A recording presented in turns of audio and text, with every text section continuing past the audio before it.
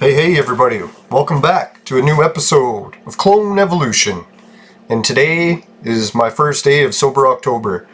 Yesterday I tried it, or I was going to do it, but what happened was I forgot what month it was. I was like, man, is it October already? I was like, shit, I forgot about Sober October.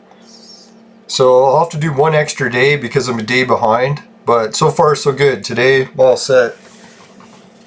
I was just thinking I've got no booze or anything to drink, no weed to vape, but at least I got some chocolate milk. If anyone's going through bad cannabis addiction or withdrawal for Sober October, make sure to try milk. I found out from this really nice Iranian girl that has a YouTube channel.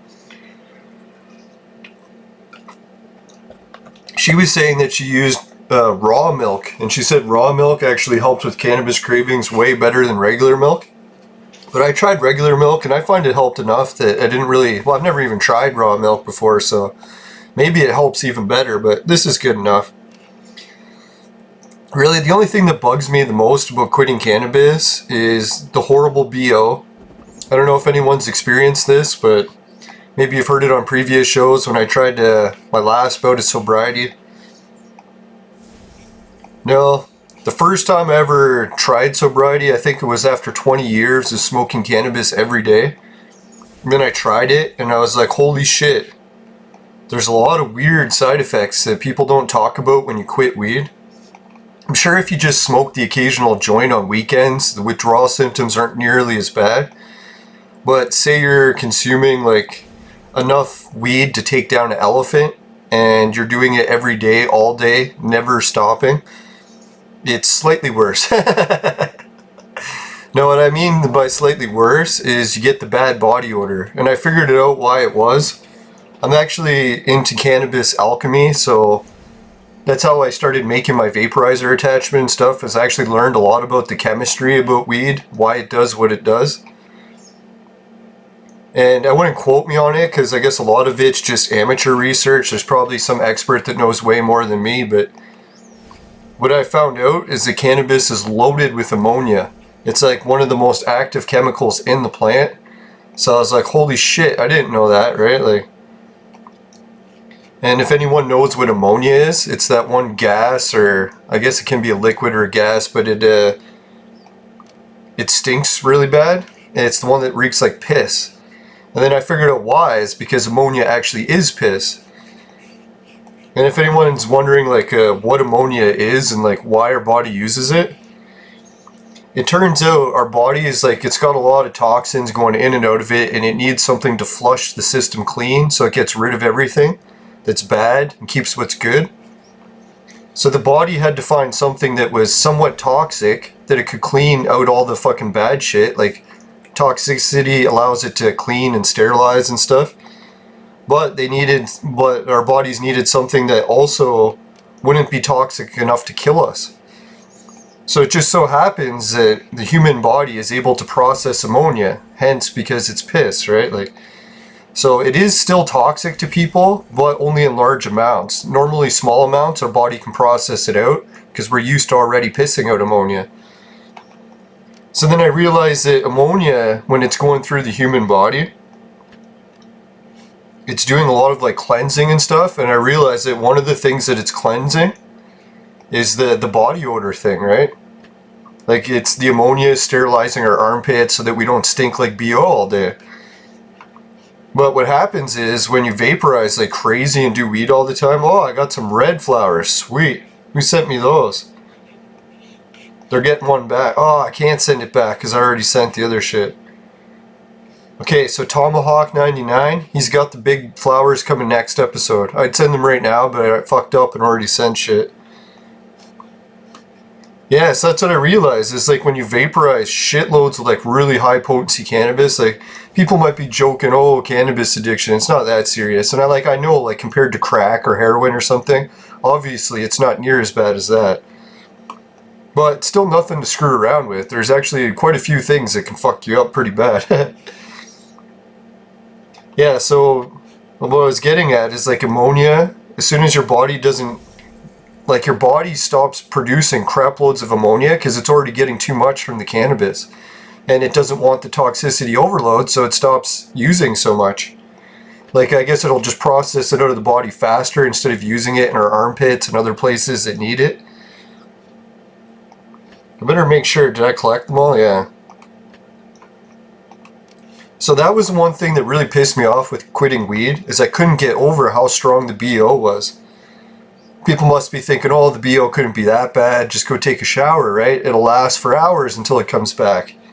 It's the fucking weirdest thing ever.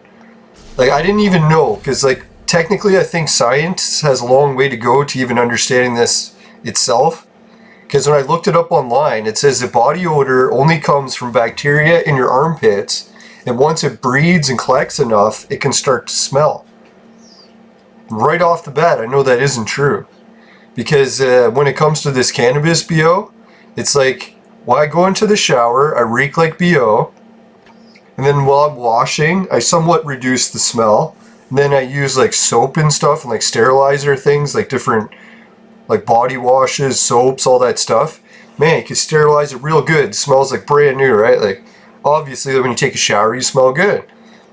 And then people are like, oh, it's going to last a long time. Well, this cannabis fucking BO, it is so strong that by the time, like, I'm not even out of the shower yet, I start drying with the towel. As soon as I dry my arms, like even like a dry towel, brand new one, even like fresh from the store. Like, I tried this to make sure. It was like, I haven't even finished drying my body, and the BO is already fucking stronger than when I got in the shower. And then I'm like, what the fuck, right? So I rinse my armpits again, shower them all, and then dry them, and as soon as they're dry, within seconds, not even, like, it doesn't even have to be dry, it's still a little bit wet. And I'd be like, holy fuck, the BO is back again. How is this even possible? Like, science is trying to say that it's bacteria growing that creates the smell, but I don't think bacteria can create or grow instantly, right? Like, there is no time. I'm like talking like a fraction of a second from when I washed it to drying it that it already reeks again. So I'm thinking maybe like some commercials, they talk about nervous sweat and how it smells worse. So I'm thinking maybe that's what it is. There's two types of BO. One's caused by bacteria, and then the other is caused by like that nervous sweat that they're talking about. So yeah, that's one of the major fucked up things. And if people are like wondering, well, why don't you just throw in some deodorant and then you're good to go? Well, this fucking cannabis withdrawal BO is so strong that deodorant only lasts about 5 minutes. It's like you put it on, smell good for a few minutes, 5 minutes later, fucking reeking again. Not even sweating, just like sitting somewhere in the cool temperatures, no sweat, fucking just reeking like BO, like you wouldn't believe. Like, you could smell it across the street. That's how strong I'm talking this BO is. So for a while there, I was like freaking out. I'm like, how the hell am I going to quit weed if I fucking reek like BO so much? This is like causing social anxiety. Like, even my friends are like, dear God, you've never had BO your whole life.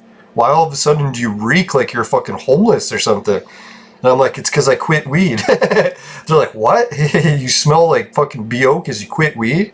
It's like, most people don't even know about it. Probably because most people that are chronic weed smokers never quit. So they smoke their whole lives and never realize. Like, I talked to some people that started like vaporizing weed, or not vaporizing, smoking weed back in like the 60s and 70s, and they smoked it every day their whole life. It's like they never once stopped. I even have friends like that. They started smoking weed in like grade 9 or grade 10, and they smoked every day until they're like almost 50. I'm like, holy fuck, man, don't you think you should like quit for like a few hours and see how it affects you? Now, my one friend that I was talking to about that, and he was like all against quitting weed, he said that if he quit weed, he gets so depressed that he wants to kill himself. I'm like, well, that's probably a sign that what you're doing with your life while you're high is like a waste of your time. And when you quit weed, you realize that. You're like, hey, I'm wasting my time, and it makes you depressed. Like, literally, like, sitting around playing video games is a nice break, but you really don't want to spend your whole life doing it, right? Like, can you imagine being 50 years old and you've been sitting at a computer desk playing games your whole life? It's like you barely even left the desk. I was like, well, I guess it's not such a bad life. Like, maybe someone's crippled in a wheelchair and they don't have much choice, and I don't want to be making fun of them over it, but like, really, if you're able to walk around and shit, there's a lot of stuff you can do with your life compared to like sitting at a desk. I know I'm guilty of it just as much as anyone else. It's like I get really addicted to video games. I just want to play them all day. Don't want to even go to work. I shouldn't say that. I'm like a fucking workaholic. I love going to work more than anything. But I still wanted to come home and play video games after. Alright, so let's get a little bit more Clone Evolution talk. There were some people that were going on about, oh yeah, the Abyss event. I put that I was really pissed off at the Abyss event, and some people actually posted that they agreed that they were really frustrated with the event too. And the only thing that I was like a little bit disagreeing with what I said about all that yesterday is I started to realize as I invested into Clone Evolution, almost everything in the game has become very easy. Like before it was a real challenge in order to get gold heroes. Now it's like I get a new gold hero every day. So it's like, I don't know, like, yeah, so that's what I was going to say about that. Oh yeah, that's what I was going to say too, is, so when I was playing that, what is it, the Abyss?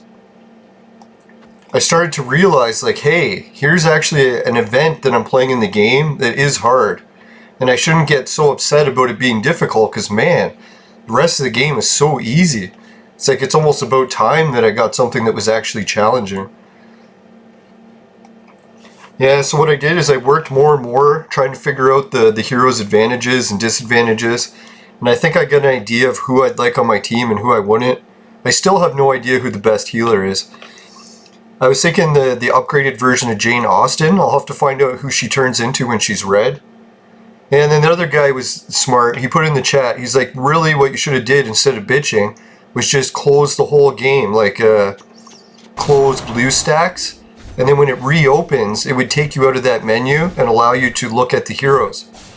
And I was thinking the only reason I didn't do that was I was worried that if I left before selecting the heroes, it would use up that key, and then it would ask me for another key to select the team again. So I have such a limited supply of keys that I really didn't want to chance that. If I had like 100 keys, I'd be like, fuck it, let's just cancel it and go back in and see if it works. Yeah, and then the other thing too is a bunch of people in the chat were posting that they hated the Abyss because they started playing it when it first came out and the glitch fucked them up. And they said they hated it because that glitch screwed over their team. They messaged customer support, no one's getting back to them. And this one guy said he was even going to quit depositing, that he's never going to give the money again until they fucking message him back about the support. Excuse me. I know I get pretty extreme about how much I like and dislike stuffs, but I think quitting as a regular depositor is a little bit extreme. The game is like, they're just trying to come out with some new events, and obviously it's going to be hard. It's like they're going to have some problems and have to fix it. So I try to cut him a little slack because I love the game, but I do get where that guy's coming from. It's like when you pay for something, you expect it to work properly, right? And if it doesn't, then you want a refund.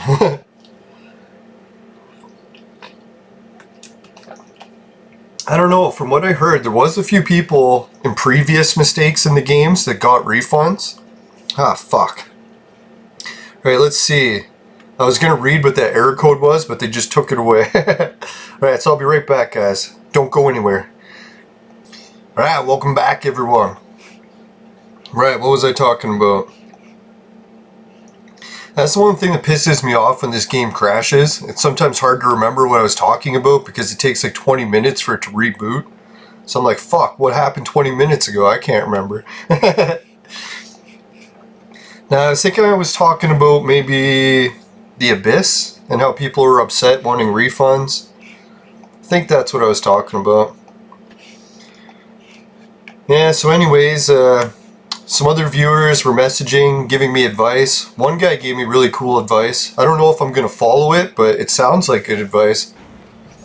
He was saying that, what was it? Ah, there he is. This guy, I was considering upgrading him to gold because I have all the parts needed to do it. But I was like, should I save the Pericles? Should I save the Sword God? And the guy was telling me, no way. He said that this Harar guy, when he's gold, is like one of the best characters. So I don't know if that's really true. If anyone wants to help confirm that. I really don't want to create him and then find out later that it was more bad advice. Although I have no reason to believe that. I actually kind of think that this guy is pretty good. The only thing I'm concerned is I've never really fought him in battles much, so I'm pretty sure other teams aren't using him. And if other teams aren't using him, it's probably for a reason, right? Either he sucks or they couldn't get him. I don't know what. Yeah, so I've just been drinking some chocolate milk, using the advice from that nice Iranian girl. If I could remember her YouTube page, I'll put a link for it at the end.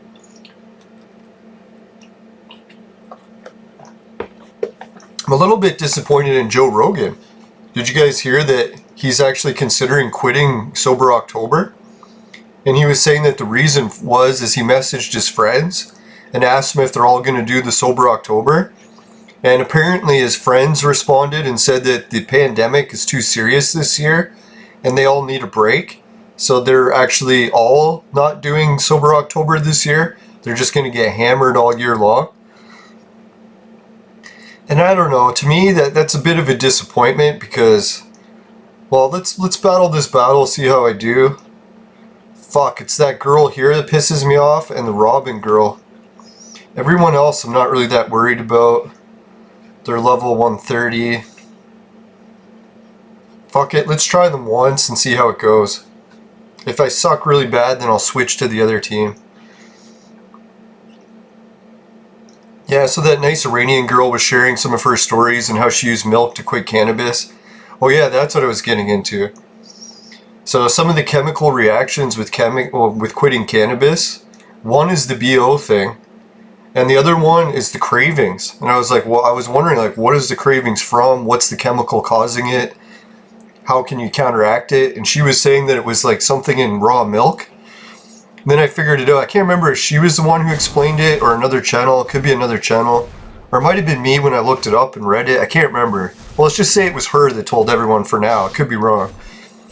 But anyways, she looked it up and she found out that, you know how like different chemicals make you feel pleasure? There's ones that are like for sex and stuff, it's like certain endorphins that normally if we didn't get those chemicals pumped into us, we wouldn't even enjoy sex. So I was like, what the hell, right? So there's obviously some chemicals involved with liking cannabis. And then I found out the one that it is turns out to be the same one from breastfeeding. They say that human bodies, or I guess all animals, they produce a certain endorphin when they drink breast milk that gives them intense feelings of pleasure, almost similar to sex. Like that much pleasure. So they're thinking that's why fucking cannabis becomes so pleasurable and addictive. It's because it's triggering the same chemical reaction. So every time you take a hit of vapor or cannabis or weed, your body's getting flooded with the chemical that it normally got from breastfeeding. So it's creating a certain feeling of bliss and relaxation. So I was like, oh, that's why if you drink, raw milk, it's giving you that same chemical reaction that you would have normally got from weed or from breastfeeding. So that's why it's like, it helps you wean yourself off of it. But that's what I was thinking, if you're just going to switch to another chemical, you're not really weaning yourself off of it. It just sort of helps you. Or slows it down, or I don't know. But I guess it is easier to quit drinking chocolate milk than it is to stop smoking weed, so... I don't know, maybe someone else can argue with that. Did I win? I think I won. I wasn't even watching. Fuck. Alright, let's try it again and hope I won.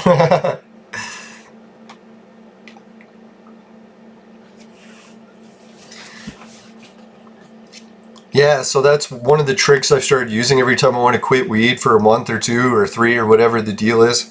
Probably get some chocolate milk or just regular milk nearby. I've never tried raw milk and I don't recommend it. I know I've heard a lot of the raw food stuff and people are swearing it's like the next magic bean or something, but I find in a lot of cases when it comes to these fads where people found something new that's amazing, or if it's some sort of like new age thing, it's like 99.99999% of the time a fucking scam. It's like I'm so sick of the new age scams. I've seen it ruin so many people's lives that in a lot of cases I don't want anything to do with it anymore. Even though I believe a lot of this shit too, it's kind of funny. Like I know some people are like really into gems and crystals and how much they love them and how much they can affect their lives and stuff. So I can't fucking stand that shit, but even though I still believe some of it actually works. I'm just thinking like if someone turns their back on traditional healing or traditional foods or traditional medicines and gets really sick because they switch to using crystals instead. It's like I'm always one of those people, it's like I believe in using the best of everything. I'm not going to just start using crystals and then fucking stop taking Tylenol or something. It's like if I have a headache, the fucking crystals just aren't going to cut it.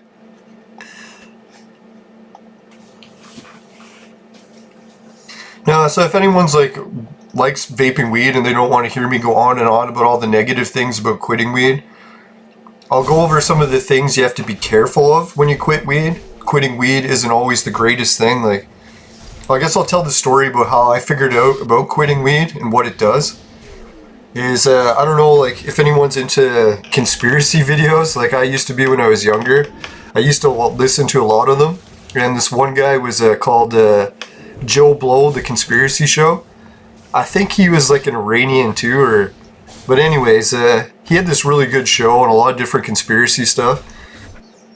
And a lot of cases when he would tell some conspiracy, I'd check into it and see if it was true.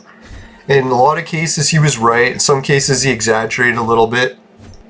But the one day he came on to his show and he was telling everyone about this big conspiracy. I was like, alright, what's the conspiracy today? And he's going on about how smoking weed is a conspiracy used by the government to hinder people. I was like, what the fuck? It's like normally the government's against weed. Why the hell would they be using weed on people? And then he's like, well, look at the fucking list of the things that weed does to people. And he's like, weed, one of the main things it does is make you so lazy and docile that the government can do any laws or any changes to the system they want. And as long as everyone's on weed, they'll just stay home and do nothing about it. They won't fight it, they won't protest. They'll be too high as fuck to just stay at home and play video games. So he's like, yeah, that's one reason the government loves to drug people with weed. I was like, oh yeah, that does kind of make sense, eh? I was like, look how long, like, we could have had weed legalized decades ago, but all the people that are activists and get involved with legalizing weed, they're always too lazy to get anything done. It's like they usually get so high, they just sit around, eat munchies all day and don't do anything. Not saying that that's not my ideal way of having fun, but really you just don't want to do it all the time, right? Or else it becomes no more fun because you get sick of it. You get sick of anything, even fun shit, right?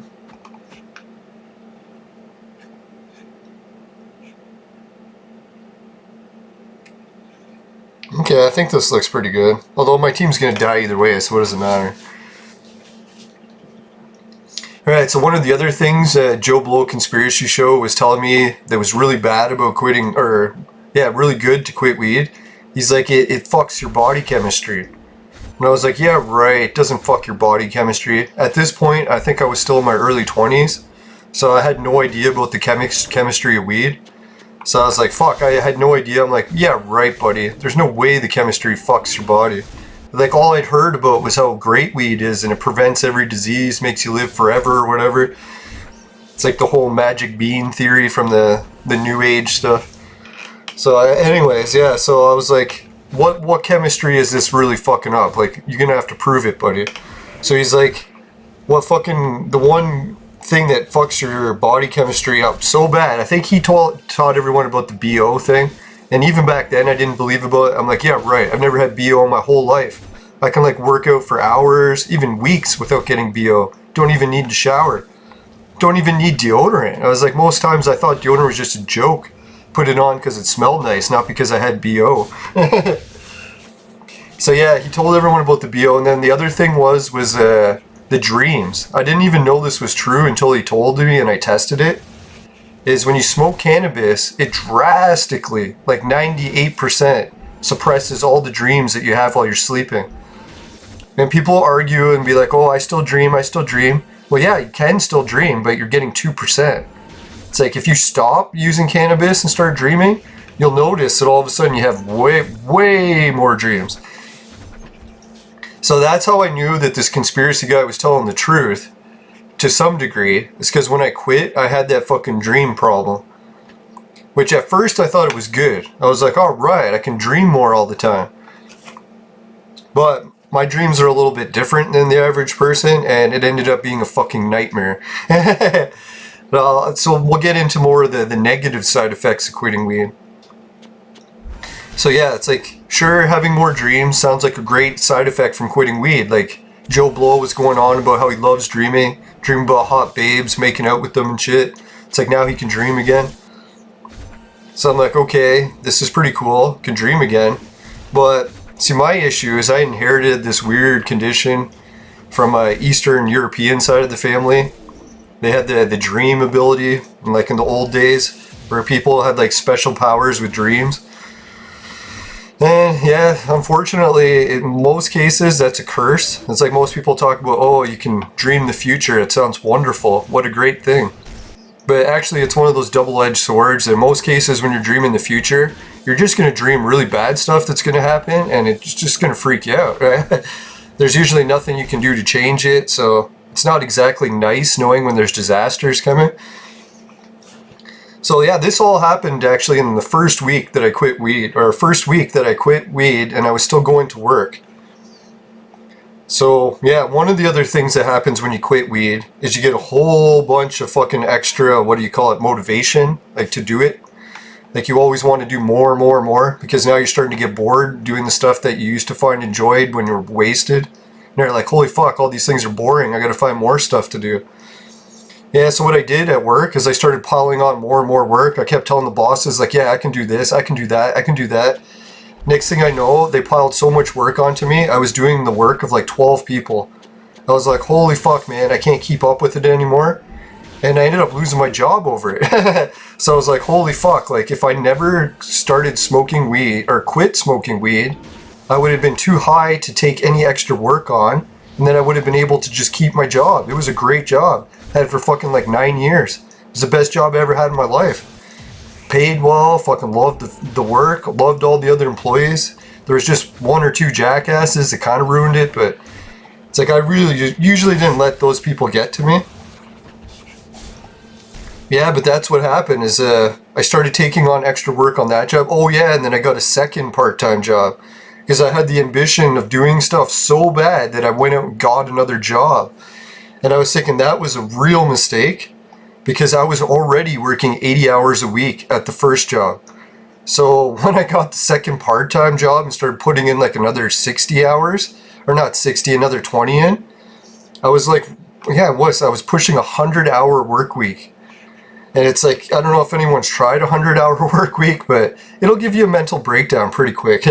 I think I did it for about 9 years. No.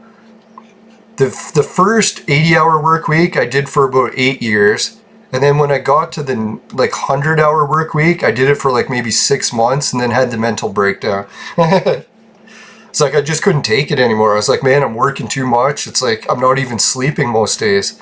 It's like I would just go to work, come home, sleep for like 2 or 3 hours, and go back to work. And it was like sleep deprivation, never being home. Even some of the other people at my jobs are like, do you ever go home? They're like, when we get here at like 6 in the morning, you're already here. We stay till midnight and you're still here. And then when we come back in the morning, you're here again. It's like, are you even leaving the building? And I'm like, actually, yeah, I do go home and sleep and then just come right back. That's when I started to realize that I was wasting my apartment because I'm like, man, I'm paying all this money for this really nice apartment. And the only thing I was doing for the whole 8 years was just sleeping there. I never had days off, so it wasn't like a weekend where I'd be sitting around enjoying my apartment. It was just work every day for 9 years. Yeah, so when I got that second job, it started to happen is like both jobs started to get pissed. They started to realize that I was doing 2 jobs and the conflicts of the scheduling was starting to hit each other because like 2 jobs would book me on the same shift and I'd be fucked. So I juggled that for a while, but then I decided to let the one new job go because I'm like, I like the old job better, and the new job was in Toronto, so I had to commute a long way. So yeah, that's what happened is I quit the good job, told them like, yo, this isn't working out, I have a nervous breakdown, can't take the extra work. They weren't too pissed about it, but then when I came back to my old job, they ended up laying me off. So I was like, fuck, now I have no job. Thanks, quitting weed. I guess I shouldn't blame quitting weed completely because a lot of it was my part, but don't want to be the victimhood mentality. I'm always against victimhood. Like, I'm one of those people that you always gotta try to take responsibility for your actions. Don't start trying to blame other people for why you're fucking up. I don't know, it's easy to get into the blame game.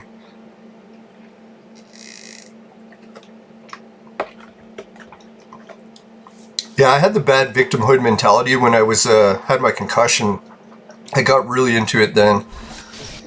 I was like, I would go to the doctor or this concussion specialist through WSIB or government insurance crap, and she was like abusing me all the time in the appointments, like literally like lying to me all the time, giving me false medical information and putting my life in danger, to trying to force me back to work too early. So at one point I started to realize that she was taking advantage of me because she's getting paid by the government, and she was just like didn't care about my well-being at all. She was just sending me back to get me killed at work so that she could get paid. So I was like, holy fuck, man. I'm like, man, this chick is awful. And I started to like victimize it. I was like, oh, she's picking on me because I'm a man. And it's like she must be being nice to all of the other women patients, but she's just picking on me because I'm the man, I'm the victim or whatever. And then one day, thank God, it's like after my concussion started to get a little better, I could take out the earplugs and be able to listen to other people talk without getting severe headaches. So I was like, holy shit, I could listen in to like some of the appointments that, like, she would just leave her office door open a lot of times. I was waiting to go into the appointment with her. And I don't want to be bashing her too much because, like, even though she was doing that mean stuff, it was like, in a way, she was kind of helping me because she was pushing me to try to get better. Saying like, hey, nothing's wrong with you. Just go back to work. You're better. You're better. And in the back of my mind, I actually did need someone to be telling me that because I was starting to get a little depressed because I was actually getting worse and worse and worse. I was like, holy fuck, I'm dying. So it's like, it was nice that I had at least one doctor just constantly telling you, no, you're better. You're better. You're better no matter what. I don't care what test we do. You're better. Go back to work. I was like, so here I thought like that I was the victim and she was picking on me because I was a man. And then what happened was there was another woman who was in an appointment with her, and she just fucking reamed her out too. I think even made her cry. It's like, oh, that's what the government insurance agencies do to you. They treat you like garbage because you're not part of the union. Like, if you're part of a union, they'll treat you like a fucking king. But if you're not part of the union and you're paying the union salaries, they just fucking take advantage of you.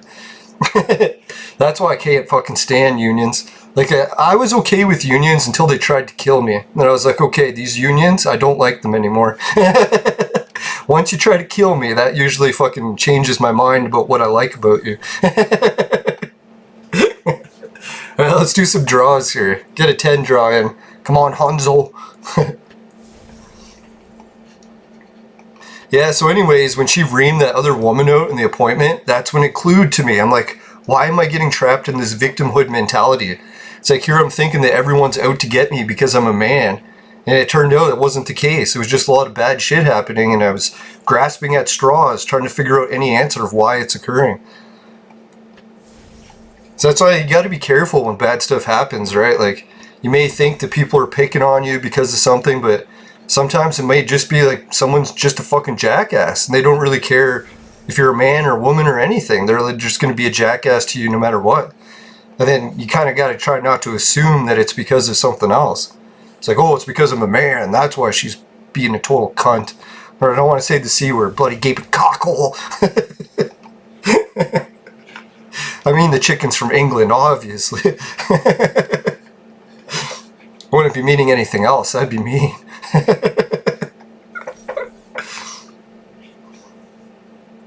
Alright, so what was some of the other bad things about quitting cannabis? Oh yeah, the other thing, I almost joined the army. I actually tried to join the army. I fucking applied and everything. Same thing, when you got all that extra energy, you're like, hey, I should do something with my life, go do something. So don't be too ambitious when you quit weed. A, you could fuck up your job, or B, you could end up in a fucking war zone. Like, I was thinking, I was so lucky that the army ghosted me. Like, I think I passed the qualifications, I did everything needed, but they just never called me back. And I was thinking, maybe I missed the call, that hopefully that's what it was. But I was always weirded about that, because like I even went to a military recruitment thing at a convention before, and they were like, oh yeah, big strong young guys, we want you in the army big time.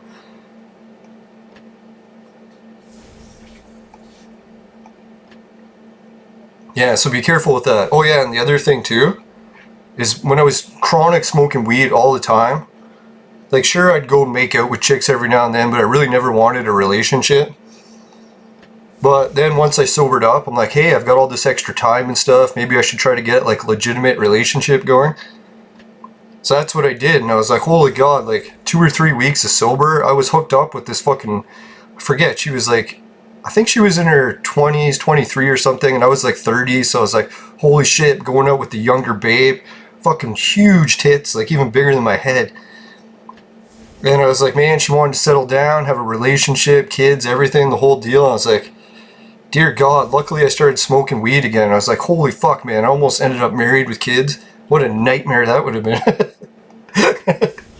No, as soon as I smoked weed again, it was funny because she smoked weed and I was like, oh, I guess I'll start smoking weed again because you do.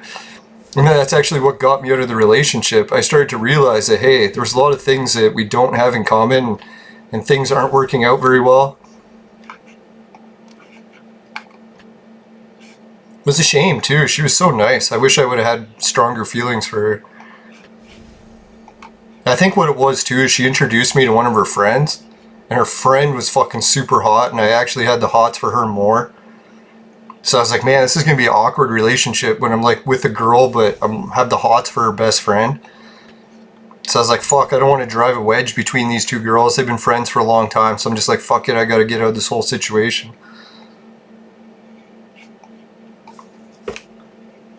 Yeah, so that's why you gotta be careful. I know some people are probably thinking, well, geez, man, don't you want a family and a relationship and kids and all that? It's like, yeah, for some people it's a good plan. But for me, that's not really my style. I'm like too, selfish with my free time. I don't want all my free time gone. Not to mention all my money gone.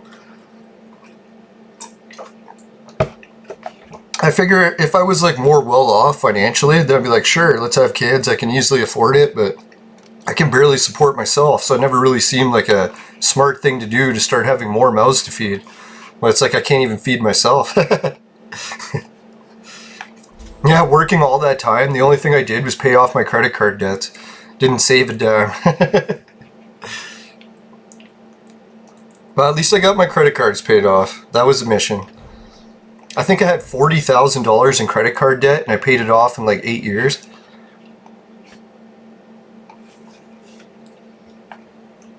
Had an apartment the whole time. It was a nice one too.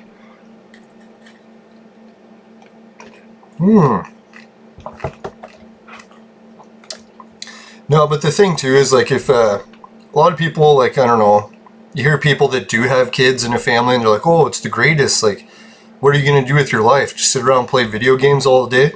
It's like, shouldn't you have a kid? Wouldn't it be more productive that way? And I was like, wait a minute, what is your kid doing? And I'm like, your kid's sitting around getting high playing video games all day. So you're telling me to be more productive, I should stop playing video games all day so that I could have a kid, and then that kid will play video games all day. I was like, where's the productivity in this? Alright, I'll be right back. Alright, welcome back everyone. Before we get the show to continue much further, let's get a quick spin in from the Bitcoin casino. Today I'm super happy because I'm really close to that 30,000 Satoshi goal. Man, look how close. 29,786. So let's give it another roll, see what we can reach. Boom! 29,805. So we're less than 200 Satoshi away. What is that? 195 Satoshi away from my freaking goal of 30,000. So I really appreciate that, guys. I couldn't have done it without you. And I honestly mean that because I was doing some of the betting. I wasn't having very good luck and I kept losing all my money. So I just stopped betting and just pooled in the amount that you guys were helping from doing your bettings. And man, you guys did it for me. So I owe you big time. I'll try to keep making the show for you as long as I can. Alright, so let's see. Yeah, I was talking about weed and cannabis and other stuff. Let's see, there's one other thing. Alright, I'm back everyone. Sorry, I just had to use the washroom there quick. No, luckily my stomach's not doing too bad. I don't want to jinx it. The whole health problems that we're having seem to go in waves. It was like at the beginning, I don't even know when the first occasion of it happened. Maybe like, I don't know, was it when the lockdown started? I can't even remember. But anyways, my stomach wasn't doing the greatest. It was hurting a little bit. And then I was checking in the stool and I'm like, holy shit, there's some red stuff there. Is that blood? But it was only like a couple specks. So I'm like, oh, that can't be blood. And then a few months went by and I'm like, holy shit, I still keep seeing these specks every now and then. And then my stomach got really bad. I don't know if you guys remember those episodes where I thought I was dying. Well, fuck, man, for that week, when I was going to the washroom, sorry for the graphicness, but it was like fucking cups of blood coming out. So I was like, holy fuck, whatever is wrong with me is definitely getting worse, and I don't think I'm going to recover. Because at first I was like, okay, this blood isn't so bad, but I really don't feel anything from it. And then I started to feel shit, where like my fucking legs started cramping up so bad that I could barely even walk. I was like a cripple. And then I was like, holy fuck, man, what's wrong with my muscles in my legs? Why are they all cramping up? And then I fucking started to feel my organs. I was like, holy fuck, my liver, kidney, everything is fucking sore.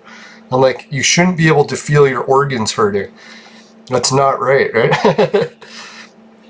So yeah, that was a little bit scary. But then when I stopped listening to the fucking lockdown rules, started getting more physical activity and stuff, because I was reading that if you get blood in your stool, one of the things it could be is colon cancer. And then like if you think it's colon cancer, you gotta go right to the hospital and get all checked out and stuff. But I actually just got screened for that like recently, so I was like, what the fuck?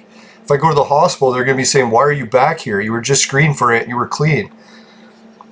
So I was like, fuck it, I gotta try it on my own. So I tried the fasting, see if I could get rid of it. And the fasting helped for like a day or two while I was fasting, but then as soon as I started eating again, it was back. So then I tried like looking into colon cancer, some of the things you can help treat it to make sure it gets better and not worse. And they were saying right in big red letters, don't be inactive. They say any inactivity causes your risk of colon cancer to fucking skyrocket. So I was like, oh my god, here I've been sitting around in my house doing nothing for like a fucking year, trying to avoid a virus with a 99% survival rate, and I'm fucking putting myself at a high risk for fucking colon cancer, and I'm fucking shitting blood. So I was like, you gotta be fucking kidding me. I was so pissed. I'm like, fuck this lockdown, I'm going out and exercising. I don't give a shit if the government tells us to stay inside. It's fucking killing me. So yeah, then I started to go out and exercise. What do you know? The fucking blood started getting less. Now I can go like weeks with only like maybe one drip or two a week. So I'm like, thank God it's not cups of blood again. I was like fucking thinking I was toast. But I don't know if you could tell it in my voice, but a few of those shows, I like barely even finished them. I was like, holy fuck, I have to go lay down and die. Now I always try to laugh to relieve stress. I'm not actually laughing at dying. Alright, let's do some more free spins. No, there were some articles that came up about Einstein. Here, let's do a quick bright idea from the sponsor before I continue the show any further. Today's Sober October special was brought to you by Crack. Crack. It'll fuck you up. Now, sorry guys, I was thinking I already did a break from the sponsor. I couldn't remember because I had that huge shit in between. Alright, too much information. Let's get back to the game. Yeah, what was I doing in this quest? I didn't even check. Casino event. How many more spins do I need? 400 points and I get a purple hero and a bunch of tokens. Alright, let's do it. You ever notice that doing this token event or whatever casino event, it's only really worth to do the first page of it because the rewards on the next two pages kind of suck balls, right? Like I guess you get that new purple hero and that could be good, but that's a big if. You could draw that purple card and get absolute shit. And you're really going to spend thousands of fucking tokens to get a purple hero that could be shit? Yes! Alright, I can't believe I got him. Right, that's insane. Woohoo! Now, one of the other articles I was reading on Facebook there while the game was loading was talking about Einstein and how today's like some big anniversary about his relativity theory. And if anyone wants to watch, I think I'm going to do an episode today because I got extra energy from quitting weed, or cutting back at least for the month of October, or quitting for October. No, what it is, now I forget what I was going to say. Alright, let's check.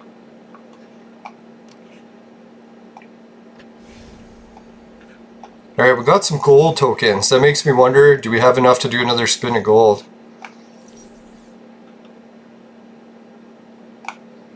Yeah, so I'm going to be doing an episode about Einstein if anyone wants to check it out. I don't know, people might be wondering why the hell do you want to watch an episode about Einstein and gravity and all that shit? Well, what I'm going to be talking about is how the media has been lying for decades about Einstein. Almost everything you know about Einstein is complete bullshit. And the funniest part is like, you look into the records of like average people discussing Einstein, like just your average reporters or average Joes on the street. Everyone talks about Einstein as like he's a god. He's like the smartest person to ever live. His brain's in a jar somewhere and everyone's studying it apparently. But no, then when I found out, I started looking into it. There's like geniuses that talk about Einstein. And when geniuses talk about Einstein, they laugh. They're like, Einstein is a joke. He's not even like a real like scientist. He could barely even read when he was a kid, let alone smart. But it was like, what he had was autism. He had that autism where he could memorize books by just reading it once and know every word in the whole book. And he worked at the patent office. So anytime someone came in with a patent, he would read it and release it as his theories. And back in the old days, that could slide because they didn't really have the internet. People couldn't debate about it publicly. And Einstein had that thing going in the media where he's like a king. So anything he would say would take priority. And all the other people are saying, hey, I came up with the theory and published it 3 months before you. How come you didn't cite me as a reference? And then Einstein would just cite no references. He would just steal everyone's work, copy it, release it for himself. So I don't know if anyone wants to hear the special. I have like fucking hours of evidence to prove it. Coming from all the guys that were in competition with Einstein and the people that proved that he was actually not a genius. And it's kind of funny, like when you look at the media, how they fucking portrayed Einstein for decades. They've kept this lie going. It's so funny. And the weirdest thing, like, the people ask, like, why would they even lie to keep Einstein, like, so well perceived in the public eye? It was because of the whole Israel situation. It's like he was a very avid supporter of Israel, although he was an atheist. So it's kind of funny. Well, some people say he's an atheist, but he actually referred to the Creator and God quite often. So I'm pretty sure if you're an atheist, you wouldn't always be attributing things to a creator, but anyways, yeah, so that's the deal with Einstein. But I study gravity a lot, and I like gravity theories, so gotta give Einstein some credit. At least he was on the right path talking about gravity. He picked the right shit to steal.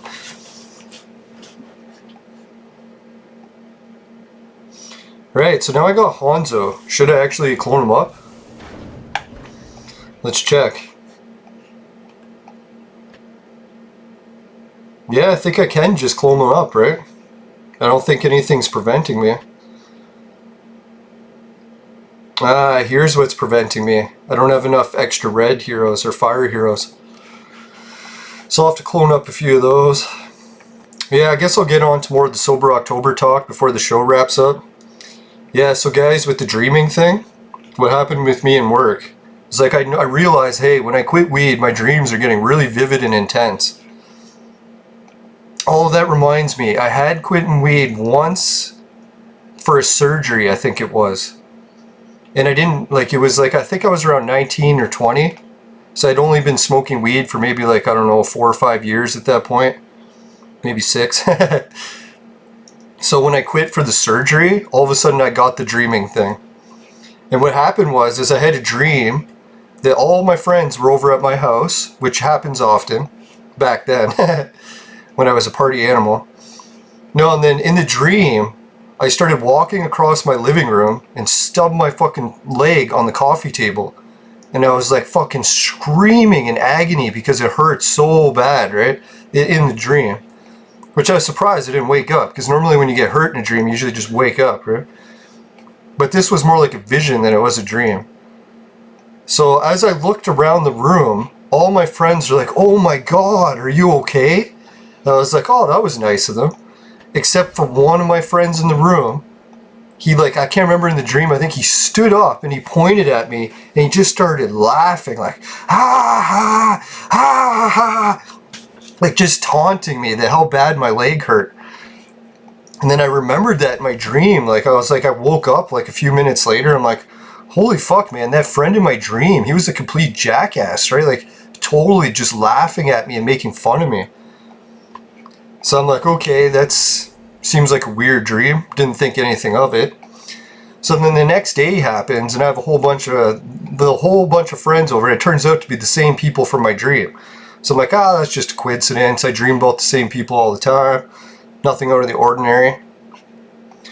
And then what happened is what was it? I think I had a bottle of something.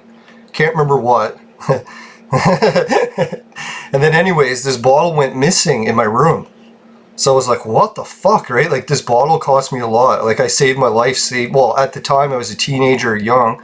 So my life savings were basically the money I had that week. So anyways, I just spent all my money for the next 2 months on that bottle, and it went missing. And I was like, what the fuck, right? The only people over in my room are all my friends. None of my friends would take the bottle. So then what happened was, my friends got upset that I was tearing apart the room looking for the bottle, and they all left. So I'm like, okay, now I can just keep looking. And I fucking tore the whole room apart, moved all the furniture out, and all the everything. So the whole room was empty. So I knew that there was no way that the bottle was still in the room. Someone removed it. So I started thinking in the back of my mind, the only people that were in my room were my friends, right? Why would any of them do that? Why would I have any suspicion of one of them taking the bottle? And then I remembered the dream. I was like, wait a minute. In my dream, one of my friends was fucking mocking me like crazy, right? So I was like, surely it doesn't mean that he took the bottle, right? So in the back of my mind, I'm thinking, this can't be true. The dream didn't predict that my friend was going to rob me the next day. So what did I do? Without calling him and without knocking or anything, I just go over to his house. Or no, what happened was I went over to another friend's house because I knew he was going to be there. And I didn't tell anyone that I was going.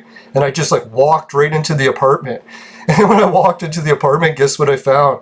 There was the bottle sitting right there on the table. I'm like, oh, there's my bottle. And then everyone's like, it wasn't us that took it. It was the other guy. And he just happened to be in the washroom when I showed up. So then he comes out and he's like, oh fuck, right? He sees me there and he looks over at the bottle. He's like, I was just doing a prank. He's like, it was a joke. I didn't really mean to take the bottle. I planned to give it back. And I was like, okay.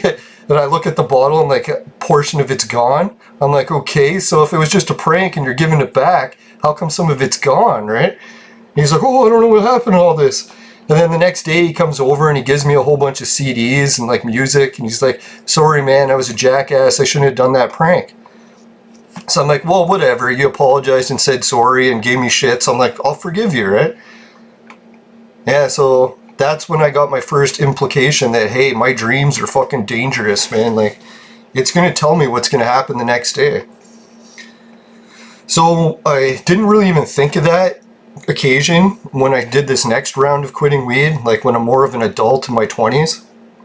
And I had the same thing, went to dream, had a fucking really weird dream that was vivid, not like a dream, that I could actually remember it when I woke up. Alright, so what am I doing here? Can't just keep scrolling. Was I going to make the Honzo? No, I had to make some red heroes. Yeah, so anyways, the dream that I had when I quit weed that time is I dreamt that I was at work, which made sense because I was at work almost 99% of the time. And then, let's see if I got any fire heroes that I could clone up.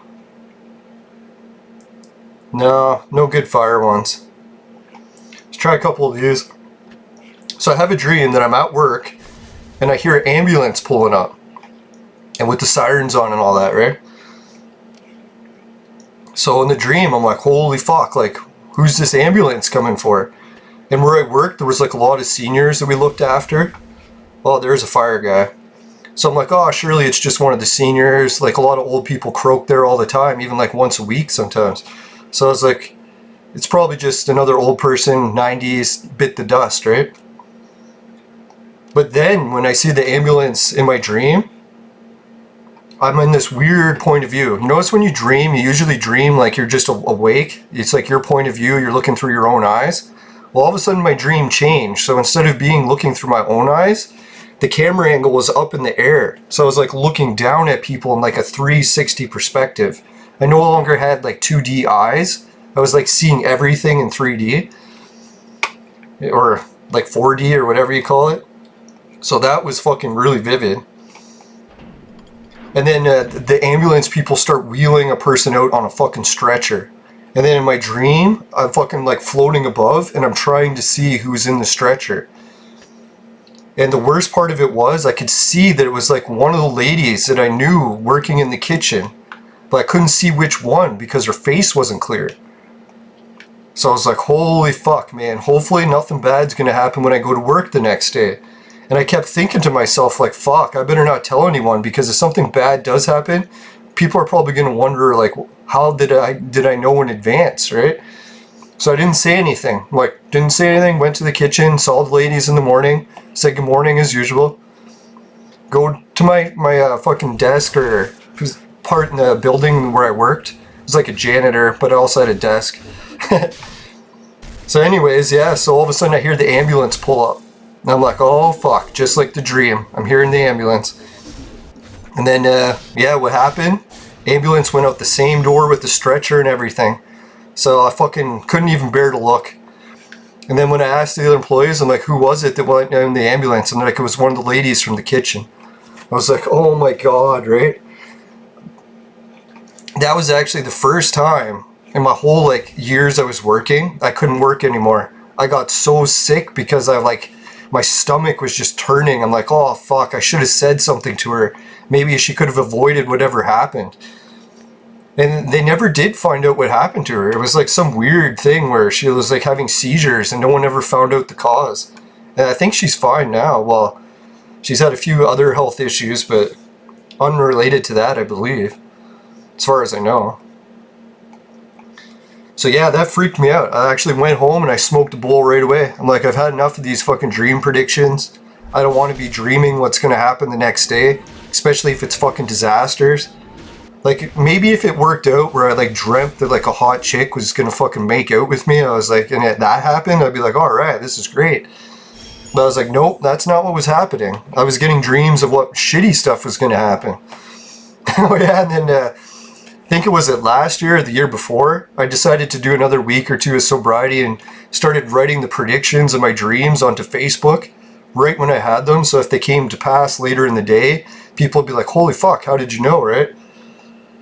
So same thing, it's like I had this really awful dream about a guy who was on fire. And I was like, what the fuck? Like, why am I dreaming about someone on fire? So I woke up the next morning, wrote all about the dream on Facebook, and just went on throughout my day. I think it was around somewhere in the afternoon, or maybe 2 or 3 in the evening, or afternoon. What happens? Big story comes up on the news. Guess what the story was? Fucking some crazy guy went in front of City Hall, lit himself on fire. I was like, holy fuck. So I was looking at the guy that had lit himself on fire. I couldn't believe it. I was like, everyone in the comments was like, hey, like, that's fucked. Like, how come you're writing about someone on fire and then that happens in the news later that day? You could almost hear like accusations, like, did you put him up to do it or something? Like, I didn't know that fucking guy. He's some guy, crazy guy, lives in another city. It's like, I didn't put him up to setting himself on fire. Yeah, so then after that too, I quit fucking being sober and went back to weed because I was tired of the dreams. It kind of sucks, right? Like, if it was like nice dreams, sure, that'd be great, but if all you dream is fucking horrible shit, it's like, I don't want to know that. I'd much rather just not know. Especially if there's nothing you can do to change it. And what fucks me the most about that, like, bothers me, like, mentally, it's like, I don't get, like, everyone talks about how time is linear. Like, we're going from the present, the future, and the past, all that exists separately. So I don't get it. Like, how am I dreaming stuff that's going to happen the next day? And it does. It doesn't make any sense, right? Like, unless, like, time isn't linear and everything that's going to happen already has, and we're just getting a glimpse of it because something has access to this giant archive of everything that's going to happen. Makes me wonder about the creator's plan. People talk about that, right? So I don't know, maybe that's what I'll do for this Sober October episode, or month. So let's try to start recording the show in the morning so that I can put my dreams in, because if I don't do it in the morning, I'll forget most of them by the evening. Like, I find regular dreams, I can only recall them for a few minutes. Like good prophetic, like vision type dreams, I can maybe remember them a few hours, but even then, it's not forever. Oh yeah, and the other big dreams I used to have is with the September 11th dreams. Before September 11th, I used to always dream about airliners crashing in my backyard. And I used to tell my friends about it all the time. They're like, man, you're crazy. Why do you dream about planes crashing? I'm like, I don't fucking know, right? And then after September 11th, never had that dream again. And it was a repeating dream for about 5-6 years. So I was like, holy shit, like, how did my subconscious know that the September 11th attacks were going to occur? Like fucking 6 years in advance? That's fucked up. I almost don't even believe it. It's too fucked up to believe. Oh, and then the other one, before the pandemic, guess what my dream was? People trying to escape out of hospitals. And they kept like making you stay in the hospital. I couldn't figure out why. And I was like, why do I keep dreaming about people that want to leave a hospital but can't? And that was like a lot of my dreams. I was always trying to get out of the hospital. And then ever since the fucking pandemic, haven't had that dream again. So I'm kind of hoping that that means that that dream is over for good and that maybe the pandemic is almost over. Hoping. Oh, and if people are wondering what my next repeating dream is, I always dream about visiting the ocean.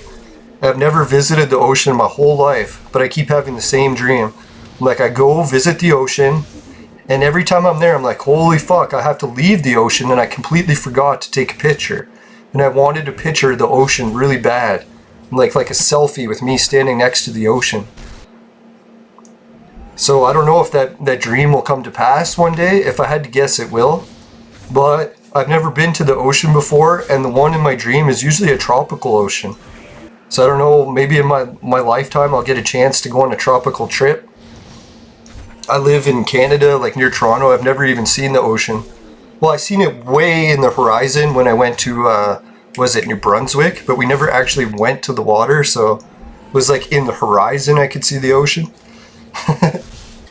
I was thinking that time too, it's like I should really go. It's like I'm so close to the ocean, I've never seen it.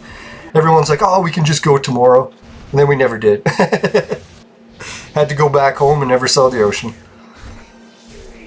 Now, so I try to be optimistic, people. As much as the world seems like it's going through a shitload of chaos right now, a lot of the dreams I've had, bad dreams about the future, aren't really that bad. A couple tidal wave dreams, a couple dreams about buildings collapsing, like swaying back and forth from massive earthquakes. If I had to guess, it's Portland, but anyways, yeah. So nothing really that bad. It's like I don't see like meteors wiping out entire cities or anything, so for the most part, I think we're going to be okay. Or my dreams are just way off. I'm just exaggerating, hopefully. Alright, so what dreams will be there tonight? Alright, I don't have time to do anything more today, but we did get the Honzo fragments. And while I'm gone, guys, I will try to create a couple extra fire heroes so that we can spawn them up to gold. I'll make today's episode getting the Honzo fragment, and then tomorrow's episode will be spawning them. I can't believe I have 3 Honzos now. I wanted him really bad and I thought he was way in the future. Now I got him. But yeah, I did it right the first time. Yeah, this is nice. I don't have to move the vaporizer out of the screenshot anymore.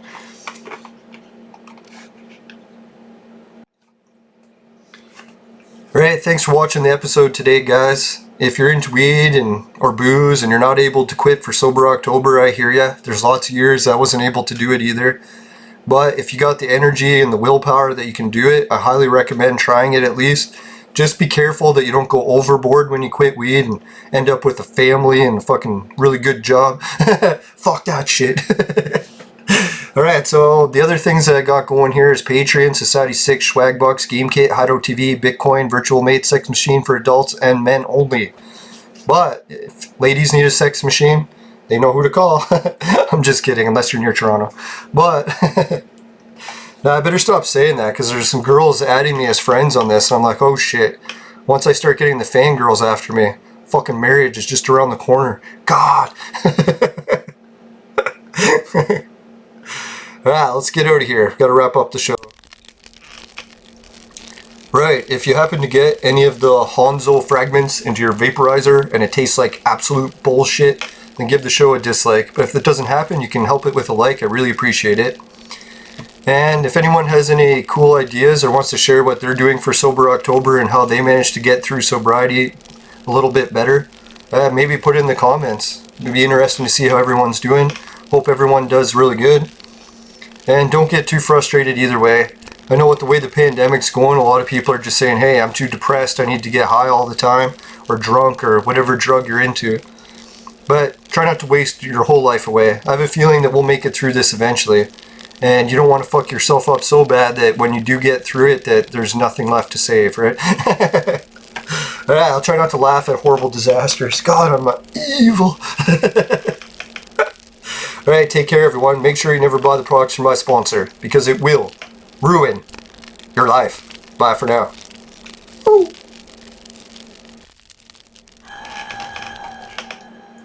Here's 3 at the same time.